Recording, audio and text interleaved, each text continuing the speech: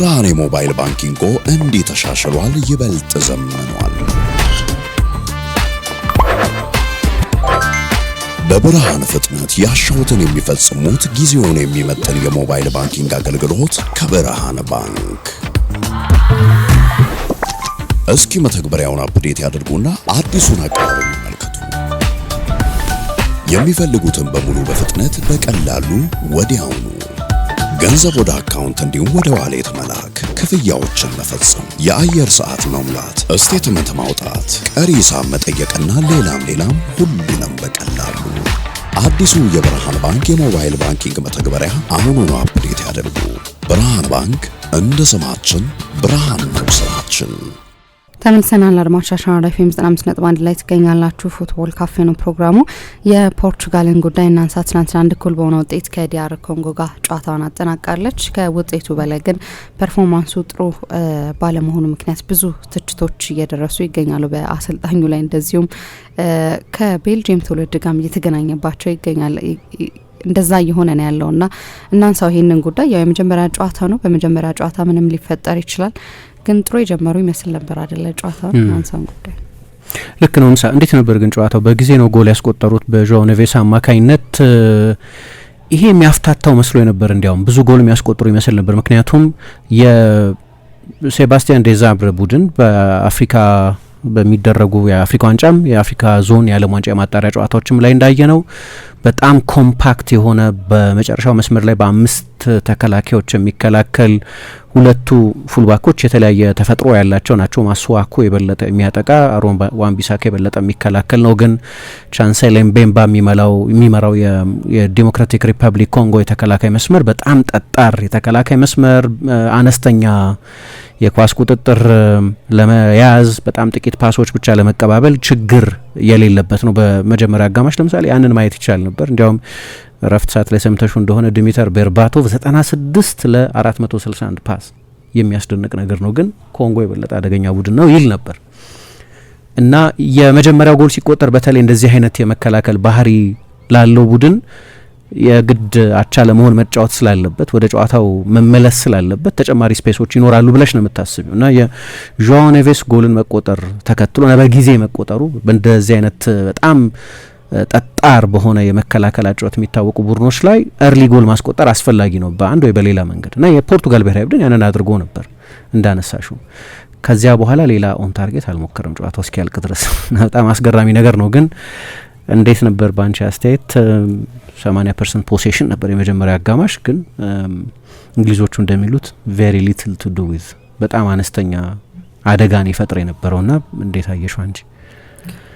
አይ ጥሩ ጨዋታ ነበር ማለት በጣም ያስቸግራል። እንደውም እኔ በተቃራኒው ነው ያገኘሁትና የዓለም ዋንጫ ላይ ወይም እንደዚህ አይነት ቶርናመንቶች ላይ ጥሩ መጫወት ግድ አስፈላጊ ነው ብዬ እኔ አላምንም። ጥሩ መጫወት ሳይሆን ጨዋታዎችን ማሸነፍ ነው አስፈላጊ ነገርና ግን መጨረሻ ላይ ጨዋታውን ፕሮሰስ አድርገውና ወይ 94 ወይም 80 አካባቢ ላይ የፖርቹጋል ብሔራዊ ቡድን ተጨማሪ ግብ አስቆጥሮ ጨዋታውን ማሸነፍ ቢችል ኖሮ እኔ ስለ ፖርቹጋል ከዚህ የተለየ እናወራለን፣ ዛሬ ከምናወራው የተለየ እናወራለን ብዬ አልገምትም። ምክንያቱም ስቲል ትልቅ እድል አላቸው።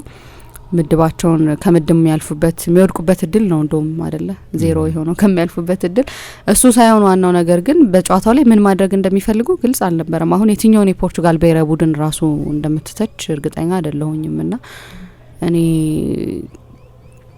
ብሩኖ ፈርናንዴዝ፣ ጆao ኔቬስ ሌሎችም ደግሞ የፖርቹጋል ዊንግ ባኮች ራሱ በጣም አስደናቂ ናቸው አይደለ? ይሄ እነዚህ ሁሉ ተጫዋቾች ባሉበት እንግዲህ ካንሴሎን ጨምሮ እነዚህ ሁሉ ተጫዋቾች ባሉበት ቻንስ ክሬሽን በዲአር ኮንጎ የምትበለት ከሆነ ትላልቆቹ ቡድኖች ወይም ደግሞ በዚህ ዓለም ዋንጫ ላይ ብዙ ርቀት ሊጓዙ ይችላሉ የሚባሉት ቡድኖች በጥሎ ማለፍ በሩብ ፍጻሜ ማግኘታቸው አይቀርም እዛ ድረስ መጓዝ የሚችሉ ከሆነና እዛ ጋር ምንድነው የሚያደርጉት የሚለውንም ጥያቄ እንዲነሳ የሚያደርግና ደግሞ ምን እንደሰሩ የማታውቀው አሰልጣኙ ምን መጫወት እንደፈለገ ለእኔ አሁን ግልጽ አይደለምና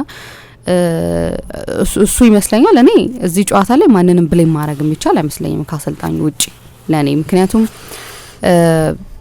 አንደኛ ወደ ክርስቲያኖ ጭራሽ ኳስ አይሄድም ነበረ በፍጹም ኳስ አይድም። እኔ ክርስቲያኖ እንደው የ9 ቁጥር ተጫዋች ነው ብሎ ለመናገር ራሱ በጣም ያስቸግራል አይደለ? ወደ ኋላ ተመልሶ ራሱ ኳስ ለመቀበል ጥረቶችን ሲያደርግ እንደነበር ተመልክተናል። የጎል እድሉም አልተፈጠረም። የጎል እድል እስካልተፈጠረ ድረስ ደግሞ ግቦች አይቆጠሩምና ግን እሱ ብቻ ሳይሆን ሌሎችንም ተጫዋች በተመለከተ እንደዚህ አይነት አስተያየቶች ይሰጣሉ። እንደውም ዲያር ኮንጎ አንዳንድ ያገኟቸው ቅርብ የሆኑ ለጎል ቅርብ የሆኑ እድሎች ነበሯቸውና ለኔ ጥሩ ጨዋታ ገለልተኛም ሆኖ ለሚያየው ተጫዋች ጥሩ ጨዋታ ነበር ብዬ አላስብም። የስፔንና የኬፕ ቨርዴ ጨዋታ አይ ቲንክ ከዚህ የተሻለ ትልቅ ስሜት የነበረው ጨዋታ ነበር ብዬ አስባለሁ። ልክ ነው። ለእኔ ፖርቱጋል ብሔራዊ ቡድን በጣም ደካማ ሆኖ ነው ያየሁት እንደ መጀመሪያ ጨዋታ። ግን ቅድም እንዳልኩት የመጀመሪያ ጨዋታ ነው። ቡድኖች ጥሩ አይጀምሩም ብዙ ጊዜ የዓለም ዋንጫም የአውሮፓ ዋንጫም የመጀመሪያ ጨዋታዎች ላይ። ስለ ስፔን ቅድም እንዳነሳሁት ስለ ብራዚል የብራዚል ብሔራዊ ቡድን የሞሮኮ ጨዋታ ላይ የነበረው ብቃትም እንደዚሁ በጣም ደካማ ነበር።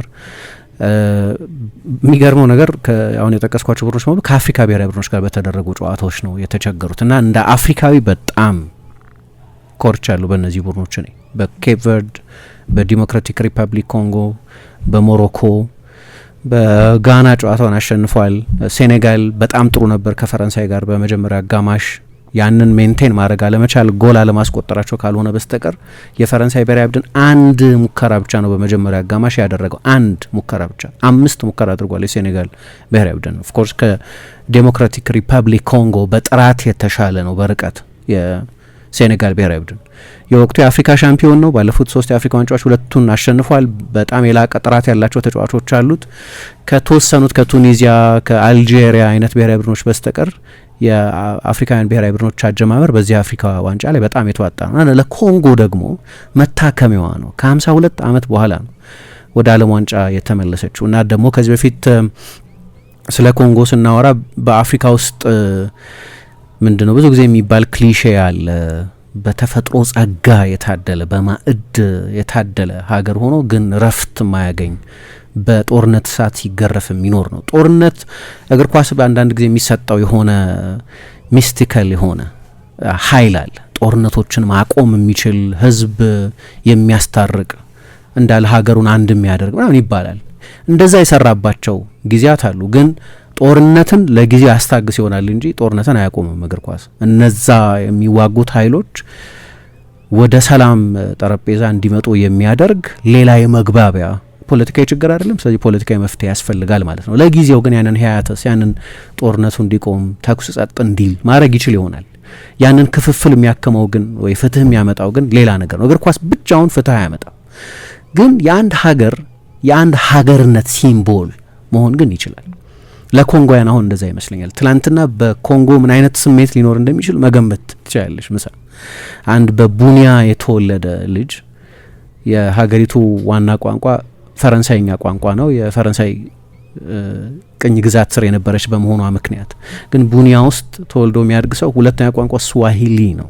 በሌላው የኮንጎ ክፍል ስዋሂሊ አይነገርም እንደ ሁለተኛ እንደ አፍ መፍቻ ቋንቋው እና ቡኒያ ከኪንሻሳ ከሀገሪቱ ርዕሰ ከተማ ይልቅ ለሞቃዲሾ ነው የምትቀርበው ወይም ለኛ ሊሆን ይችላል የሚቀርበው። የሚመሯቸው እዛው አካባቢ ያሉ የአካባቢ አበጋዞች ትእዛዝ የሚቀበሉት ከኪንሻሳ ሳይሆን ምናልባት ከኪጋሊ ወይ ከካምፓላ ሊሆን ይችላል፣ ከሩዋንዳ ወይ ከዩጋንዳ ሊሆን ይችላል። ስለዚህ ኮንጓዊነትን የሚወክል ሲምቦሊዝም ይጠፋል ማለት ነው። በቋንቋ ምናልባት ከተቀረው የኮንጎ ሕዝብ ጋር አንድ አይደሉም። በመሪዎቻቸው ከተቀረው የኮንጎ ሕዝብ ጋር አንድ አይደሉም። በጂኦግራፊም ከሀገሪቱ ርዕሰ ከተማ ይልቅ ለሶማሊያ ርዕሰ ከተማ የበለጠ ይቀርባሉ በፕሮክሲሚቲም ከሆነ። ግን መጨረሻ ላይ ኮንጓዊነት እንዲሰማቸው በጣም ትልቅ ተምሳሌታዊ ሲምቦል የሚሆነው እግር ኳስ ነው እና ትላንትና ኮንጎች ሁሉ አንድ የሆኑ ይመስለኛል። በብዙ ጦርነቶች ስትቃጠል የኖረች በብዙ ጨቋኝ መሪዎች ስትበደል የኖረች እና ረጅም ጊዜ የኖረ የቅኝ ግዛት ታሪክ ያላት ነች ኮንጎ እና ይሄ ሞመንት ይገባቸዋል። የዓለም ዋንጫውን ያሸንፋሉ ተብለው ከሚገመቱ ትልልቅ ብሔራዊ ቡድኖች ጋር እንዲህ አይነት በጣም አስደናቂ ፐርፎርማንስ። አሁን እንግዲህ ተራ የእግር ኳስ ሀገር አይደለም። ከዚህ በፊት ስለ ኮንጎ አንድ ሰፊ ፕሮግራም በሰራን ጊዜ እንዳነሳ ነው 1970ዎቹ ላይ የአፍሪካ እግር ኳስን ዶሚኔት ያደረገ ከሳሃራ በታች ካሉ የአፍሪካ ሀገራት መካከል ለመጀመሪያ ጊዜ ለዓለም ዋንጫ ያለፈ ነው። ግን ከዛ በኋላ 52 ዓመት ለዚህ ሞመንት መጠበቅ ነበረባቸው። ትልቅ ሀገር ነው። አንዳንዶች እንደሚሉት እስከ 120 ሚሊዮን ህዝብ ድረስ ያለበት ነው እና ሰዎች ምን ይላሉ? እንዲያውም ወደዚህ ዓለም ዋንጫ ላይ ከመጡት ሀገራት ሁሉ አሁን ሀገሪቱ ላለችበት ሁኔታ እንደ እግር ኳስ አካሚ ነገር የለም። ደግሞ የሚወደድ ቡድን ነው። ብዙ የምናውቃቸው ተጫዋቾች ያሉበት ነው፣ ግን ስቶሪያቸው ሁሉ የሚወደድ ነው እና የእግር ኳስንም ኃይል ለሀገሪቱ ችግር ዓለም እንዲገነዘበው ለማድረግ የታስታውሺ እንደሆነ በ2024 የአፍኮን ውድድር በተደረገበት ጊዜ የሀገሪቱ ብሔራዊ መዝሙር በሚዘመርበት ጊዜ የኮንጎ ተጫዋቾች ብሔራዊ መዝሙር እየዘመሩ አልነበር። በአንድ እጃቸው አፋቸውን ይዘው በሌላኛው እጃቸው የጦር መሳሪያ ምልክት አድርገው በምስራቅ ኮንጎ እየደረሰ ስላለው ደም አፋሳሽ ጦርነትና ስለሚደርሰው ግፍ ዓለም እንዲያውቅ ያደረጉና የእግር ኳስን እንዲህ አይነት ድንበር ተሻጋሪ ጉልበት የተጠቀሙ ናቸው። አንዳንዶቹ በኮንጎም አልተወለዱም። ለነገሩ ብዙዎቹ ትላንትና ሜዳ ውስጥ ያየናቸው ተጫዋቾች ከተወሰኑ ተጫዋቾች በስተቀር ከነ ቻንሴል ምቤምባ በስተቀር አብዛኞቹ ተጫዋቾች ሳሙኤል ሙቱሳሚም፣ አሮን ማስዋኩም፣ አሮን ዋንቢሳካም፣ ሴድሪክ ባኮምቡም ሌሎቹም ተጫዋቾች እና ኖዋሳዲኪም ሌሎቹም ተጫዋቾች በኮንጎ የተወለዱ አይደሉም እና ጎሉን ያስቆጠረው ዮዋን ዊሳ ለምሳሌ በፈረንሳይ ተወልዶ ያደገ ነው። በኮንጎ ምናልባት አልፎ አልፎ ሲመጣ ካልሆነ በስተቀር ቤተሰቦቹን ሀገር ለማየት ኮንጎ ምድር ላይ የተወለደ አይደለም። ግን ያንን በሀገሪቱ ይደርስ የነበረውን ቀውስ ለዓለም ለማሳወቅ ጎላ ያለ አንደበት ከነበራቸው መካከል አንደኛው ነው። በቅርብ ጊዜም የዛሬ ዓመት ወደ ጎማ መጥቶ ነው የረፍት ጊዜውን ያሳለፈው። የሆነ ለችሮታ ለበጎ አድራጎት ሳይሆን በቃ አይ ፊል ሴፍ ሀገሬ ላይ ጦርነትን ቢኖር ሀገሬ ነው ብሎ የመጣ ሆሊዴ ለማሳለፍ እዛ የመጣ ነው። ለሂዩማኒቴሪያን ለዛ ማምጣት እንዲያውም የበለጠ የተወደደ ተግባር ነው። ግን ለሀገሩ ያለውን ቢሎንጊንግነስ ለማሳየት ለሀገሩ ያለውን ስሜት ለማሳየት መጥቶ የሶሻል ሚዲያው ላይ በኪቩ ወንዝ ወይም በኒያራጎንጎ የሚባል ትልቅ ተራራ አለ። እዛ ሄዶ ያንን የተፈጥሮ ሀብት ለዓለም ሁሉ ሲያሳይ ነበር። ኮንጎ ከዛ ከጎዳት ጦርነትም በላይ እንደሆነች ሲያሳይ ነበር እና ስለዚህ በዚህ ሲምቦሊዝም ምክንያት ለእኔ የትላንትናው ጨዋታ የእግር ኳስ ጨዋታ ብቻ አይደለም እና ደግሞ እንደ አፍሪካዊ እና በትልቁ የፓትሪስ ሉሙምባ ሀገር የሆነች ስለሆነች እና ለእኔ ከፓትሪስ ሉሙምባ የሚተልቅ ብዙ ወዳቸው ትልልቅ ሂሮዎች አሉ እና ያንቺ ሂሮ ያንቺን ማንነት ኤክስፕሌን ያደርገዋል ይባላል እና በትልቁ የምታጠቀው ክብር ነው የፓትሪስ ሉሙምባ ማድነቅ እና የሱም ሀገር ነች። ስለዚህ ለኮንጎ የሆነ አይነት ሴንቲሜንት አለኝ ሁልጊዜ። ትላንትና ያንን በማድረጋቸው ዝም ብሎ የእግር ኳስ ጨዋታ ብቻ አይደለም፣ የሀገሬን ሰው ሆነሽ ካየሽ ኦፍኮርስ አናሊቲካሊ የበለጠ ብዙ ትኩረት ያገኛል። የፖርቱጋል ብሔራዊ ቡድን ትልልቅ ተጫዋቾች አሉት ስለሆነ የዓለም ዋንጫውን ያሸንፋል ተብሎ ስለሚታሰብ ግን በሌላ ስሜትም አየዋለሁ ለማለት ነው ይህንን ጨዋታ እና ትላንትና አቻ መውጣታቸው ምሳ ደግሞ ቅድም እንደጠቀስሽው የመጨረሻው 30 ሜትር ላይ የተሻለ ጥራት ያለው ቡድን ቢሆን ኖሮ ባለፈው ስለ ኬፕ ቨርዴ ስናነሳ እንደጠቀስ ነው ከዛም የበለጠ ጥራት ያላቸው ተጫዋቾች አሉት። ግን በመልሶ ማጥቃት የፈረንሳይ መልሶ ማጥቃት እንዴት አደገኛ እንደሆነ ከቀናት በፊት አይተን ነበር። የእንግሊዝ መልሶ ማጥቃት እንዴት አደገኛ እንደሆነ ትላንት አይተን ነበር። የዚህ ክፋይ አይነት ጥራት ቢኖረው ደግሞ ከዚህም የበለጠ ትልቅ ውጤት ይዞ ሊወጣ ይችል ነበር። ምክንያቱም በማጥቃት በጣም አደገኛ ነው የተሻለ አደገኛ የነበረው ቡድን የዲሞክራቲክ ሪፐብሊክ ኮንጎ ቡድን እና ለዚህ ደግሞ አሰልጣኙ ሴባስቲያን ዴዛብረን ማድነቅ ያስፈልጋል። እኔ ለፖርቱጋል ጎል ማስቆጠር ቀላል እንዳልሆነ ገምቼ ነበር። ሀሳቤን ቀይሮ የነበረው ያቺ በጊዜ በጆኦ ኔቬስ አማካኝነት የተቆጠረችው ጎል ነች። ምክንያቱም የዚህኛው የዲሞክራቲክ ሪፐብሊክ ኮንጎ ብሔራዊ ቡድን ዋናው ጥንካሬ የመከላከል ጥንካሬ ነው። ከትላንትናው ጨዋታ በፊት የነጥብ ጨዋታዎችን ብቻ ወስደሽ ምሳ የቡድኑን የመከላከል ጥንካሬ ብታይ ባለፉት 11 ጨዋታዎች በአፍኮን በተደረጉ ጨዋታዎችና በ4 የዓለም ዋንጫ የማጣሪያ የፕሌይኦፍ ጨዋታዎች ቡድኑ 3 ጎል ብቻ ነው የተቆጠረው በ11 ጨዋታዎች። በባክ ፋይፍ ነው የሚከላከለው። ሰራተኛ አማካዮች፣ ትጉ አማካዮች አሉት። ኮምፓክት ነው። በትልልቅ ጨዋታዎች ላይ ለኳስ ቁጥጥርና ለሜዳ ስፍራ ቁጥጥር ግድ የለውም፣ ግን በዲሲፕሊን የሚከላከል ነው። እንዲያውም የሆነ ሰዓት ላይ ጨዋታው የተለጠጠ በሚመስልበት ጊዜ ሴባስቲያን ደሳብረን በእጃቸው አንድ ምልክት ሲያሳዩ ያየናቸው ነበር። ኮምፔቺ ደንበኛ የራፋኤል ቤኒቴዝ የሊቨርፑል አሰልጣኝ በነበሩበት ጊዜ በሌሎችም ኃላፊነቶቻቸው እንዳየነው ኮምፓክት ማድረግ። ምክንያቱም በእግር ኳስ በምትቆጣጠሪበት ጊዜ ሜዳው መስፋት አለበት፣ ወይም የተጋጣሚ ቡድን የሚከላከልበት ስፔስ መስፋት አለበት። ያለ ኳስ በምትጫወችበት ጊዜ በተወሰነ ስፔስ መጫወት አለብሽ። ስለዚህ አሰልጣኞች ስፔስ ማኒፑሌት ማድረግ ይፈልጋሉ። ከኳስ ጋር ያለ ኳስ ቡድኑ የተለያየ ባህሪ ነው የሚያሳየው እና ባለፉት 3 ዓመታት ከሞላ ጎደል ባለፉት 30 ወራት የዲሞክራቲክ ሪፐብሊክ ኮንጎ ብሔራዊ ቡድን በአንድ ጨዋታ ከአንድ ጎል በላይ የተቆጠረበት በአንድ አጋጣሚ ብቻ ነው። በፉክክር ጨዋታዎች በጣም ጠንካራ የተከላካይ መስመር ነው። ከዛ ከ2023ቱ የኮት ደቯር የአፍሪካ ዋንጫ በኋላ ዛም ውድድር ላይ ቤስቱ የመከላከል ቡድን ነበር ታስታውሽ እንደሆነ ምሳ። ከዛ በኋላ ነው ደግሞ አሮን wan-bissaka ና አክዜል ቱዋንዚቤን ወደ ቡድኑ የቀላቀለው። ሁለቱም በኮንጎ የተወለዱ አይደሉም። ስለዚህ ተጨማሪ ማጥቃት ተጫዋቾች ናቸው እና ትላንትና ያየነው ዲፌንሲቭ ዲሲፕሊን የፖርቱጋል ብሔራዊ ቡድንን ክርስቲያኖ ሮናልዶ ያለበትን፣ ብሩኖ ፈርናንዴዝ ያለበትን፣ ቤርናርዶ ሲልቫ ያለበትን፣ ቺኮ ኮንሴሳውን፣ ራፋኤል ሊያዮን፣ ጎንካሎ ራሞስን አይነት ትልልቅ ተጫዋቾች ቀይሮ ማስገባት የሚችለው እንደ ጆዋ ካንሴሎ እና ኑኖ ሜንዴሽ አይነት ፍጹም አስደናቂ የማጥቃት የመስመር ተከላካዮች ያሉትን ቡድን በዛ መጠን አቅመቢስ ማስመሰል በጣም የተዋጣለት የመከላከል ፐርፎርማንስ ነው። ከፖርቱጋል ድክመት ጋር የምናነሳቸው ነጥቦች አሉ፣ ግን ለኮንጎ ብዙ ክሬዲት በመስጠት መጀመር እፈልጋለሁ። በጣም የተዋጣለት የመከላከል እና አጋጣሚ አይደለም። በሌሎች በብዙ ጨዋታዎችም ላይ ይህንን አድርገውታል። የ30 ወራት የ3 ዓመት ሳምፕል ነው ከሞላ ጎደል የምናነሳ ያለ ነው። የቅርብ ጊዜ ጨዋታዎቻቸውን ብታይ እንኳን የ11 ኢንተርናሽናል ጨዋታዎች 11 ኢንተርናሽናል ጨዋታ በጣም ብዙ ነው። ምክንያቱም በአመት ብሔራዊ ቡድኖች በጣም ጥቂት ጨዋታ ስለሆነ የሚያደርጉት እና ድንቅ ነበር።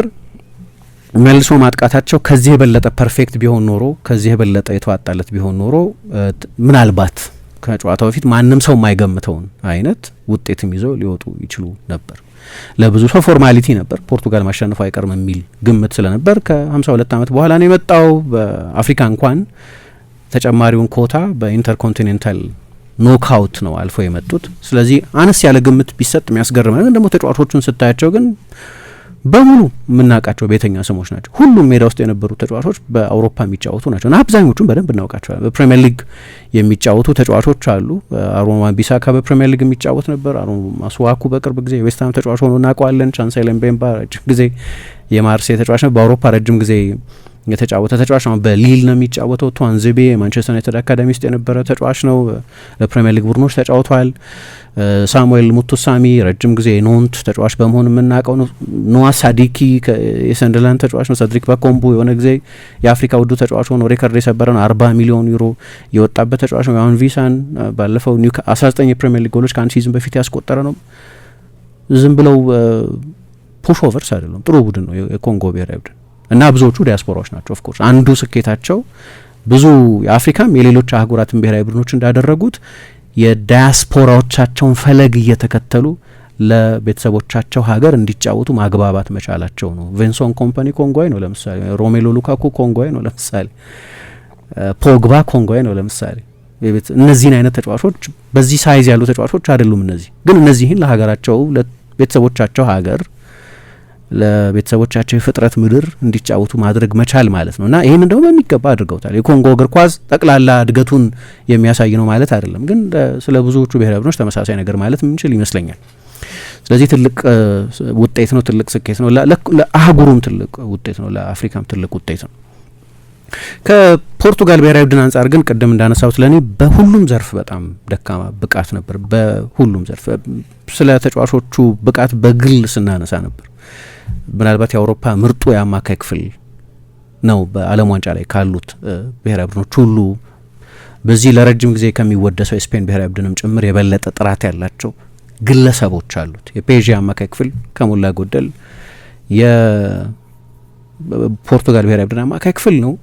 እዚህ ላይ ብሩኖ ፈርናንዴዝ የፕሪሚየር ሊግ ምርጡ ተጫዋች ሆኖ ነው ሲዝኑን ያጠናቀቀው። እዚህ ላይ ቤርናርዶ ሲልቫ የሲቲ አምበል ሆኖ ባሳለፈበት የውድድር ዘመን ለእኔ በግል የብጠይቅኝ የሲቲ አመቱ ኮከብ ተጫዋች ለእኔ ቤርናርዶ ሲልቫ ነው።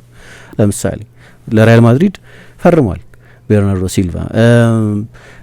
ሌሎችም አስደናቂ ተጫዋቾች ያሉት ስብስብ ነው አማካይ ክፍሉ ላይ። ሁለቱ የመስመር ተከላካዮች በአውሮፓ ምርጥ የማጥቃት የመስመር ተከላካዮች የሚባሉ ናቸው፣ ጆዋ ካንሴሎ እና ኑኖ ሜንዴሽ። ሁለቱም አስደናቂ ናቸው። እዚህ ላይ በእግር ኳስ ታሪክ የምንጊዜም ትልቁ ጎል አስቆጣሪ ያላቸው ክርስቲያኖ ሮናልዶ 41 ዓመቱ ቢሆንም ግን አንዱም የፖርቱጋል ትልቅ ተጫዋች ጥሩ አልተጫወተም።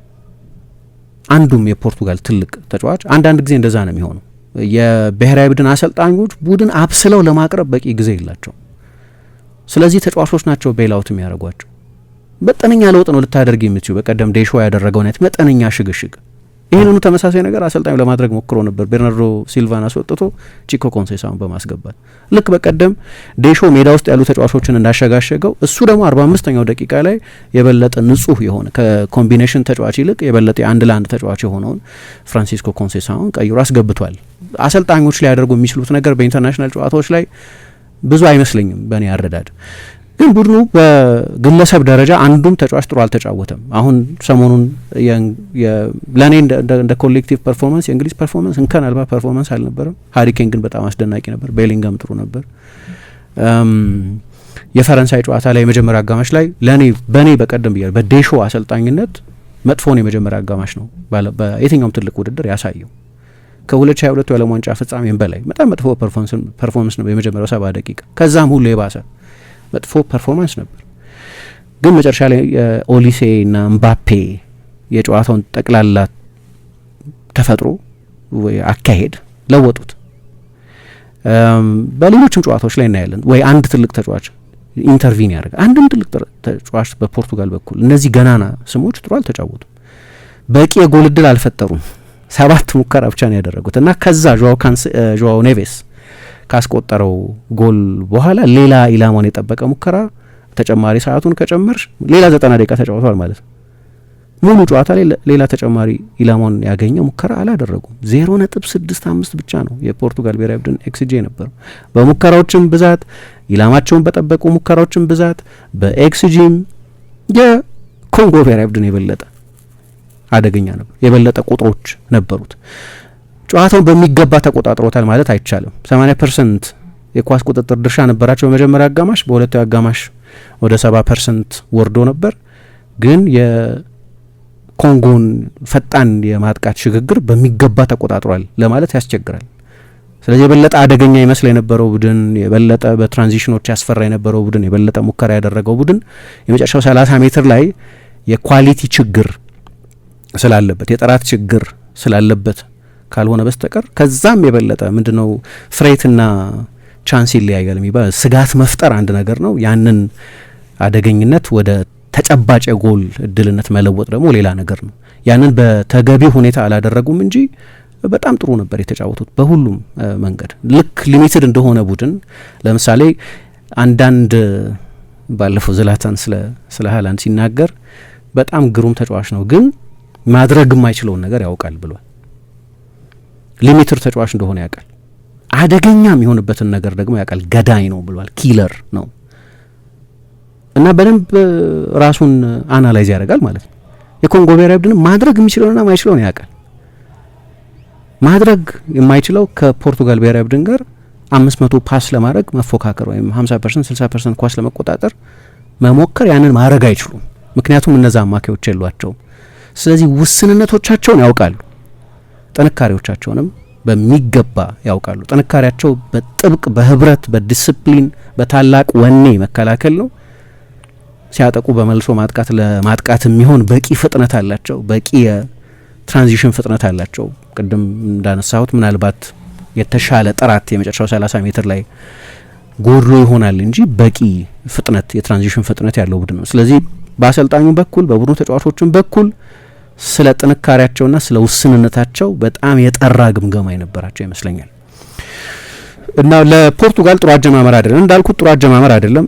ጥሩ አለመጀመር ለፖርቱጋል ብቻ አይደለም፣ ለዚህ ዓለም ዋንጫ ላይ ያየናቸው ብዙ ትልልቅ በዚህ ዓለም ዋንጫ ላይ ብዙ ርቀት ይሄዳሉ የሚባሉ ያሸነፉትም ብሔራዊ ቡድኖች ጭምር ጥሩ ያልጀመሩ ብዙ ብሔራዊ ቡድኖች አይቻሉ። ኤክሰፕሽን ጀርመን ነው። ግን ጀርመን ምናልባት ከዓለም ዋንጫው በጣም ደካማ ብሔራዊ ቡድን ጋር ነው የተጫወተው። ስለዚህ ምን ማለት አልችልም ስለ ጀርመን። ገና ማየት አለብን የጀርመንን በሰፊ ውጤት። ማንም ብሔራዊ ቡድን ቢያገኘው ከትልልቆቹ ብሔራዊ ቡድኖች መካከል በሰፊ ውጤት ሊያሸንፈው የሚችል አይነት ብሔራዊ ቡድን ነው የገጠሙት እና የፖርቱጋል ብሔራዊ ቡድን በተለይ ከውድድሩ በፊት ከነበረው ኤክስፔክቴሽን አንጻር ደካማ ነበር። ሌላው ግን መቼስ ከዚህ ጨዋታ በፊት ስለ ሮናልዶ ስለ ክርስቲያኖ ሮናልዶ አንስተን ነበር። እኔ ትላንት ያስተዋልኩት አንድ ነገር ክርስቲያኖን በተመለከተ ያው በጣም የሚወደዱትን ተጫዋቾች በተመለከተ አስተያየት መስጠት አስፈሪ ነገር ነው። ሰው በጣም ጽንፈኛ የሚሆንባቸው ርዕሶች ስለሚሆኑ እና አናላይዝም ለማድረግ ኦኬ አዎ ይሄንን ገነዘባለሁ ለማለትም አይመችም። ግን እኔ አንድ ችግር አያለሁ። አሁን ትልቁ ጥያቄ የነበረው መቼስ በጣም ጥብቅ የሜሲ ደጋፊ በጣም ጥብቅ የሮናልዶ ደጋፊ ካልሆነ በስተቀር ሰው ልክ የአውሮፓ ሊጎችን ይልቁን የፕሪሚየር ሊግን እንደሚከታተለው የሳውዲን ሊግና የአሜሪካን ሊግ አይከታተልም። እና ከሞላ ጎደል እነዚህ ተጫዋቾች ለ3 አመት በትልልቆቹ ውድድሮች ላይ ካልሆነ በስተቀር በመሀል ኮፓ አሜሪካ ነበር፣ በመሀል የአውሮፓ ዋንጫ ነበር። ከዛ በስተቀር አዘውትረን አናያቸውም ብቻ ሳይሆን ስናያቸውም በጣም ኢንፌሪየር በሆነ ሊግ ውስጥ ነው የምናያቸው። በዛ በጣም ደካማ በሆነ ሊግ ውስጥ በጣም ጥሩ ቢጫወቱ እንኳን የምር በሆነ ፉክክር ውስጥ ምን አይነት ደረጃ ላይ እንዳሉ ለማወቅ እድል አይሰጠንም። ለዛ ሊግ የሚገርም ቁጥር ታያለሽ። ያ በትልልቅ ውድድሮች ላይ ትራንስሌተር ነው የሚለውን ግን አናውቅም። ስለዚህ እስክታያቸው ድረስ መጠበቅ አለብሽ። ለዚህ ነው የአሜሪካ ሊግ ሻምፒዮን ሲሆን ሊዮኔል ሜሲ ሮናልዶ የፖርቱጋል ሊግ ሻምፒዮን ሲሆን ስለ ሁለቱም ተጫዋቾች ያልሰራ ነው። ስለ ሁለቱም ተጫዋቾች ምን ታወሪያለሽ? ከዛ የበለጡት በመሆናቸው ምክንያት ግን ልክ ትላንት አንድ አስተዋልኩት ነገር ፊዚካሊ ምን ያህል ሊሚትድ እንደሆነ ነው ሮናልዶ። አሁን በሞቢሊቲ በኩል ምን ያህል ሊሚትድ እንደሆነ ማየት ትችላለሽ። 41 አመቱ ነው። የጎል እድል ለመፍጠር ለምሳሌ ምን ነበር ይሄ ውድድር ዘመን ሲጀመር ብሩኖ በዚህ ውድድር ዘመን የፕሪሚየር ሊግ አሲስት ሬኮርድ ሲያሻሽል አንዱ የረዳው ነገር ሯጮች ከፊቱ አሉ። በቂ ሙቭመንት አለ። ወደ ቻናል የሚሮጥ አለ፣ ከጀርባ የሚሮጥ አለ። ቤሞ ሯጭ ነው፣ ሼሽኮ ሯጭ ነው፣ ማቴዎስ ኮኛ ይሮጣል፣ ዊንግ ባኮች ወደፊት ይመጣሉ። ድንገት ከፊቱ በቂ ሙቭመንት አለ። ኤም የሚያረግበት ያንን ኳስ ልስጥ ቢል ያንን አንግል የሚሰጥ ወደ ቅርብ አንግል፣ ወደ ሩቅ አንግል፣ ወደ መስመር ከተከላካይ መስመር ጀርባ የሚሮጥ አትሌቲሲዝም ያለው ተጫዋች አለ ማለት ነው። አሁን ከአንዱ ማን ከጠቀስኳቸው የማንቸስተር ዩናይትድ ተጫዋቾች ጋር ሮናልዶን አታወዳድሩ በስፖርት ውስጥ ባለው ስታተስ። ግን መጨረሻ ላይ 41 አመቱ ነው። ስለዚህ ሙቭመንቱ ሊሚትድ ነው የሚሆነው። ያንን ለምሳሌ በሪፒቲሽን በድግግም ሼሽኮ ከጀርባ የሚያደርገውን ሩጫ የተከላካይ ማርክ የሚያደርገውን ተከላካይ ወደ ራሱ የጎል መስመር ፒን ያደርገዋል ማለት ይለጥጠዋል። ምክንያቱም ከጀርባ ይሮጣል። እምቤሞ እነዛን ሰርጂንግ ሩጫዎች ያደርጋል፣ አደገኛ የጀርባ ሩጫዎች ያደርጋል። ድንገት ብሩኖ ፒክቸር አለው። ያን የሆነ ጊዜ ስለ ራስሙስ ሆይሉንድ ስናነሳ ትዝ ይለኛል። ራስሙስ ሆይሉንድ በቂ ስፒድ ያለው ግን ሙቭመንት የለውም እና በጣም አነስተኛ የጎል እድል ነው በጨዋታው ስለሱ ሲፈጠር የምናየው እና የሾት ቮሊዩሙ በተለይ በፕሪሚየር ሊግ ደረጃ ላለ ለማንቸስተር ዩናይትድ አይደለም፣ በፕሪሚየር ሊግ ለየትኛውም ከ20 ቡድኖች መካከል ለአንዱ ለሚጫወት ቡድን 1.2 ሙከራ በጨዋታ ማድረግ ለ9 ቁጥር በጣም ደካማ ነው። በአንዳንድ በጣም በሚያጠቁ ቡድኖች ፉል ባኮች ሳይቀሩ ያስመዘግቡታል። ያንን ግን ችግሩ ሁለት መልክ አለው። ያንን አይነት ሰርቪስ እንዲያገኝ በቂ ሙቭመንት መኖር አለበት። በቂ ሙቭመንት አሰልጣኝ ሮበርቶ ማርቲኔዝ ስለ ሮናልዶ የሚሰጡት አንደኛው ጀስቲፊኬሽን ሙቭመንት የሚል ነው። በእኔ አስተያየት በቂ ሙቭመንት የነበረ አይመስለኝም። የነዛ ኢንዲቪጁዋል ተጫዋቾች ችግር እንዳለ ሆኖ ይህም ኢንዲቪጁዋል ችግር ነው። ግን ደግሞ አለመጣጣምም አለ። አሁን በክለብ እግር ኳስ አይደለም ጥሩ ሲዝን ያሳለፉት የፖርቱጋል ብሔራዊ ቡድን በጣም አደገኛ ይሆናል ተብሎ የሚገመትበት አንደኛው ምክንያት እነዚህ ሁሉ አሁን የጠቀስናቸው አደገኛዎቹ ተጫዋቾች ሮናልዶን ጨምሮ በክለብ እግር ኳስ ጥሩ ሲዝን በማሳለፋቸው አንደኛው ምክንያት እሱ ነው። ይኸው የፔዤ ቡድን ውስጥ እነዚህ ተጫዋቾች አሉ። ግን ምን አይነት ነው የፔዤ ቡድን? ኃይለኛ የፕሬሲንግ ቡድን። ዴምቤሌ በአንድ ጨዋታ 55 ፕሬስ የሚያደርግ ተጫዋች ነው ለምሳሌ። ስለዚህ የተጋጣሚ ቡድን ከኳስ ጋር ረፍት የለውም ማለት የተጋጣሚ ቡድን በራሱ የሜዳ ክፍል እንዲወሰን ይደረጋል ማለት የተጋጣሚ ቡድን ብዙ ስህተት እንዲሰራ ይደረጋል ማለት ነው። ግን ቪቺኛ ኳስ በሚይዝበት ጊዜ የተጋጣሚን ቡድን ኢን ቢትዊን ዘ ላይንስ ለመጫወት የሚያስችል በቂ በፈር ያገኛል ማለት ነው። የፖርቱጋል ብሔራዊ ቡድን ጥሩ የፕሬሲንግ ቡድን አይደለም። ለነገሩ በጠቅላላው ብሔራዊ ቡድኖችም ጥሩ የፕሬሲንግ እግር ኳስ ለመጫወት ይቸግራቸዋል። እና አንዳንድ ጊዜ በክለብ እግር ኳስ ጥሩ የተጫወቱ ተጫዋቾችን ልክ ያንን አይነት ፐርፎርማንስ በብሔራዊ ቡድን ይደግማሉ ብሎ መገመት ደግሞ አንደኛ ከኢንተርናሽናል እግር ኳስ ተፈጥሮ ጋር የተለየ ነው። ሁለተኛ አብረውሽ የሚጎዳኙ ተጫዋቾች አይነትም ሌላ ነው። ቤርናርዶ ሲልቫ የኮምቢኔሽን ተጫዋች ትሪያንግሎች የሚሰራ ነው። የፖርቱጋል ብሔራዊ ቡድን እንደዛ አይደለም። ለምሳሌ አሉት ተጫዋቾች ያንን ለማድረግ የሚያስችል ጊዜ ያለው፣ ግን የክለብ እግር ኳስ አይደለም። ያንን ለማድረግ ሳምንቱ ሙሉ ልምምድ መስራት ያስፈልጋል። አንድ በጣም ጠንካራ አይደንቲቲ ያለው ቡድን መስራት ያስፈልጋል። ክንፍ ላይ ነው የተጫወተው። አብረው ተጫውተዋል ከጆዋው ካንሴሎ ጋር። ጆዋው ካንሴሎ ትናንት የቀኝ መስመር ተከላካይ የነበረው ተጫዋች አላቅም ወደ ሀፍ ስፔስ በተደጋጋሚ በርናርዶ ሲልቫ ወደ ቀኝ ክንፍ ተጫዋችነት ይለወጣል ማለት ነው። ክላሲክ የቀኝ ክንፍ ተጫዋች አይደለም። በተለይ አሁን በ31 አመቱ እና የተጋጣሚን ቡድን የመስመር ተከላካይ ሊያውም 2-1 ብዙ ጊዜ የሚያደርግን ቡድን እንዲያልፍ አትጠብቂም። እንዲህ አይነት ተጫዋች ለዛ ነው ኮንሴሳው ከገባ በኋላ የበለጠ የ1v1 ተጫዋች በመሆኑ ምክንያት የተሻለ አደገኛ ተጫዋች ነው። እኔ ከማጥቃት ተጫዋቾች ሁለቱ ይሻላሉ ነው ብለው ቺኮ ኮንሴሳው እና የመጀመሪያ ጎል ሲቆጠር አሲስት ያደረገው ፔድሮ ኔቶ እና የክለብ እግር ኳስ ውስጥ የሰራው ዳይናሚክስ ብሔራዊ ቡድን ውስጥ አልነበረም። የክለብ እግር ኳስ ውስጥ የሰራው ለነዚህ ተጫዋቾች በቃ ፖርቱጋል ምርጥ ትውልድ አላት እንድንል የፖርቱጋል ብሔራዊ ቡድን ነው። የጠቅላላ ብሔራዊ ቡድኖች ከስንት ጊዜ አንዴ ነው የምናያቸው። በየ3 ቀኑ በምናየው የክለብ እግር ኳስ ግን በአውሮፓ በትልልቆቹ ክለቦች በትልልቆቹ ውድድሮች ጥሩ ተጫዋቾች ነበሩ። ግን ምናልባት አንዳንድ ጊዜ ትራንስፈረብል አይደለም ማለት ነው። በቀጥታ ልታሸጋግረው ያስችም ወደ ኢንተርናሽናል እግር ኳስ ግን ደግሞ በጣም ዝግ ባለ ፍጥነት ነው የፖርቱጋል ብሔራዊ ቡድን ይጫወት የነበረ። የኳስ ቅብብሉ ፍጥነት በጣም ዝግ ያለ። አሰልጣኝ ማርቲኔዝ ከጨዋታው በኋላ የመጀመሪያውን ጎል አስቆጠረን፣ ከዛ በኋላ ወደ ጎል ሪቴንሽን ወደ ኳስ ሪቴንሽን ተቀየረ ድንገት ጨዋታችን አለ። ቶሎ ቨርቲካል ኳስ ቶሎ ሁለተኛ ጎል ለማስቆጠር ከመጫወት ይልቅ በጣም አሰልቺ ሆነ። አሁን ትላንትና 128 ፓስ ነው ፓስ ያደረገው ተቀይሮ እስኪወጣ ድረስ ፊቺንግ ግን ምን ያህል እንደጠቀማቸው አላውቅም። ምክንያቱም የበለጠ ቨርቲካል መሆን ነበረበት እና ጥልቅ ሆኖ ተጫወተ። ያው እንግዲህ እዚህ ላይ የበለጠ ክሬቲቭ የሆኑ ተጫዋቾች ስላሉ እንጂ በፔዤ እንደዚህ አይነት አልነበረም። ትናንትና ኦልሞስት 6 ሆኖ ነው ያየሁት። በሌሎቹ ጨዋታዎች ላይ ብዙ ይሳተፋል። ከርቀት ብዙ ጎል ሲያስቆጥር ምን የመጨረሻ ኳሶች ያቀበል የምናየው ወደፊት ተጠግቶም ስለሚጫወት፣ ግን የኳስ ቅብብሉ ፍጥነት በጣም አነስተኛ ይሆናል ማለት የኮንጎ ብሔራዊ ቡድን የሚደራጅበትን ጊዜ ያገኛል ማለት። ስለዚህ እነዛ ኦፕኒንጎች እነዛ ክፍት ቦታዎች ረጅም ጊዜ አይቆዩ።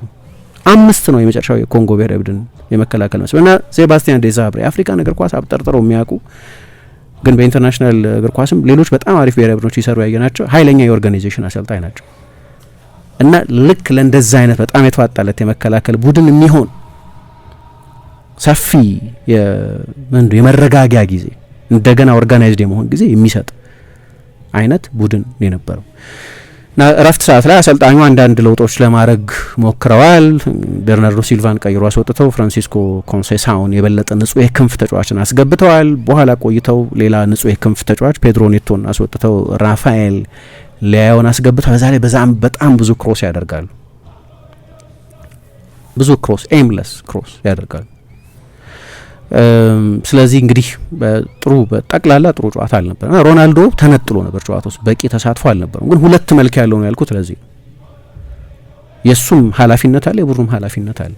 እያንዳንዱ ኢንዲቪጁዋል ተጫዋች ጥሩ አልተጫወተም ካልኩ ሮናልዶንም ይጨምራል፣ ብሩኖንም ይጨምራል፣ ቤርናርዶ ሲልቫንም ይጨምራል፣ ሁሉንም ተጫዋቾች ይጨምራል። ይሄ በጨዋታው ላይ ለፖርቱጋል ብሔራዊ ቡድን በጨዋታው ላይ አነስተኛ ኳስ የነካበት ጨዋታ የትላንትናው ጨዋታ 25 ጊዜ ብቻ ነው ኳስ የነካው በጠቅላላ በትልልቅ ውድድሮች ላይ ማለት ነው። ከሊዮኔል ምፓሲ ከኮንጎ ብሔራዊ ቡድን ግብ ጠባቂ ለምሳሌ በ10 ያነሰ ነው። በቂ ኢንቮልቭመንት አልነበረውም ጨዋታ ውስጥ እያገኙት አልነበረም። ግን እና 2 ሙከራዎች ነበሩ 68ኛው እና 74ኛው ደቂቃ ላይ ነበሩ ሙከራዎች ነበሩት። እነሱም ኢላማቸውን ያገኙ አልነበሩም እና እንደ ፐርፎርማንስ ጥሩ ፐርፎርማንስ አልነበረም። እሱም በትልልቆቹ ውድድሮች የአውሮፓ ዋንጫን የዓለም ዋንጫን ከቆጠር 801 ደቂቃ ሆኖታል ጎል ካስቆጠር 10 ጨዋታ ሆኖታል ጎል ካስቆጠር። ቶርናመንቶች ከማጣሪያ ጨዋታዎች የበለጠ ሲሪየስ ናቸው። የምታገኛቸው ቡድኖች ሌቭልም በየአህጉራቸው ምርጦቹ ብሔራዊ ቡድኖች ወይም በዛ የማጣሪያ ሂደት ውስጥ ምርጦቹን ብሔራዊ ቡድኖች የምትገጥም እና አንዳንዴ ኮንቴክስት ያስፈልገዋል በኢንተርናሽናል ጨዋታዎች ጊዜ የሚኖር የጥራት ደረጃ ስለዚህ ጥሩ ጨዋታ በብዙ መንገድ ጥሩ ጨዋታ አልነበረም። አሰልጣኙ አሁን ምንድነው ኦብጀክቲቭ የሆነ አናሊሲስ ያስፈልጋል። ረጋ ብለን አናላይዝ ማድረግ ምንድነው ለምን ጥሩ ያልተጫወት ነው የሚለውን ስሜት የነገሰበት ሳይሆን በጣም የተረጋጋ አናሊሲስ ያስፈልገናል የሚል አስተያየት ሰጥተዋል። ስለዚህ እኔ እንዲህ አይነት አስተያየት ነው የነበረኝ የትላንትናውን ጨዋታ በተመለከተ። መጥፎ አጀማመር ነው ግን ምናልባት ዳሜጂንግ ላይሆን ይችላል እና አንዳንዴ መጥፎ መሆኑም ጥሩ ሊሆን ይችላል። በጥሩ አለመጫወት መጀመር አንዳንዴ ልክ አሰልጣኞች ትልልቆቹን ክለቦችና ብሔራዊ ቡድኖች የሚያሰለጥኑት አሰልጣኞች አይ ቲንክ እንቱን አይጠፋቸውም፣ የቡድናቸው ድክመት አይሰወራቸውም። ግን ስታሸንፊ ግን የሚከለሉ ነገሮች አሉ። አሁን የፖርቱጋል ብሔራዊ ቡድን ትላንትና ተመችቶት 3-0 አሸንፎ ቢሆን ኖሮ ስለ ድክመቶች ብዙ አናወራ። አሁን ግን አሰልጣኙ ሳይወዱ በግድ ወደ ድሮይንግ ቦርድ የሚመልስ ችግር ግን አለበት። የማጥቃት ፓተርን የለውም። እንዳልሽው እንዴት ሊያጠቁ እንደሚሞክሩ አይታወቅም። ኦፍኮርስ ፓተርን አስቸጋሪ ነው፣ ይገባኛል። ምክንያቱም ፓተርን ምን ይፈልጋል? ድግግም ምን ይፈልጋል? ጊዜ ይፈልጋል። ኢንተርናሽናል እግር ኳስ ምን የለውም? ጊዜ የለውም። ስለዚህ ከባድ እንደሆነ አውቃለሁ። ከ3 ከ4 ቀን በኋላ እንደገና መጫወት ስላለባቸው ለምሳሌ ዛሬ ሪከቨሪ ነው፣ ከዛ ትራቭል ታደርጊያለሽ። በአሜሪካ አንዱ ከተማ ከተጫወች በኋላ ወደ ሌላው ከተማ ስቴጂ ረጅም በረራ ነው የምታደርጊው ምናምን። ስለዚህ ጄት ላግ ይኖራል። አየሩ ከባድ ነው፣ ኃይለኛው ሙቀት አለ። ትላንትና እንኳን ኤር ኮንዲሽንድ ቢሆንም ስቴዲየሙ የአየሩ ሁኔታ በጣም ጥሩ ነው ሲሉ የነበሩ ቢሆንም ኮሜንትሪ ቲም ውስጥ የነበሩት ሰዎች ግን ብዙዎቹ ጨዋታ የሚደረጉባቸው ቦታዎች ላይ እና ስቴዲየሙ ዝግ ነበር። ስለዚህ እና ስቴዲየሙ ኤር ኮንዲሽንድ ነበር፣ ጥሩ ነበር ሁኔታው። ግን ብዙ ጊዜ እንደዛ አይደለም፣ ኃይለኛው ሙቀት አለ፣ ኃይለኛው እንትን አለ እና እሱም አስቸጋሪ ያደርገዋል ይሄኛውን የዓለም ዋንጫ። ለአሰልጣኞች በጠቅላላው ከባድ ይመስለኛል። ግን ጠቅላላ የብሔራዊ ቡድኖች አሰልጣኝነት ትንሽ ቀላል ስራ አይመስለኝም። ግን ድክመቶቹ እንደዚህ ፍንተው ብለው መታየታቸው ከኮንጎ የበለጠ ይህንን የፖርቱጋል ብሔራዊ ቡድን ትላንትና ያየናቸውን ድክመቶች ካፒታላይዝ የሚያደርግ ቡድንን ቢያገኙ ኖሮ ሊሸነፉ ይችሉ ነበር። ግን ለማረም እድል ግን ይሰጣቸዋል። ኦኬ በግልጽ የሚታይ አሁን የሆነ ኢሉዥን ላይ ነው የቆየ ነው። ኦኬ ኤክሳይቲንግ ቡድን የፖርቱጋል ብሔራዊ ያ ኤክሳይቲንግ ኦን ፔፐር፣ ሜዳ ላይ ሲወርድ ግን ኤክሳይቲንግ አልነበረም። ስለዚህ ለዛ ደግሞ የግድ አሰልጣኙ ከጨዋታው በኋላ እንዳሉት ወደ ግምገማ ወደ ድሮይንግ ቦርድ መመለስ አለብን ብሏል። በጣም ብዙ ችግር ነው ያለበት። ምናልባት የሚቀጥሉት ጨዋታዎች ላይ የላይን አፕ ትልልቅ ለውጦች ማድረግ ያስፈልጋቸው ይሆናል።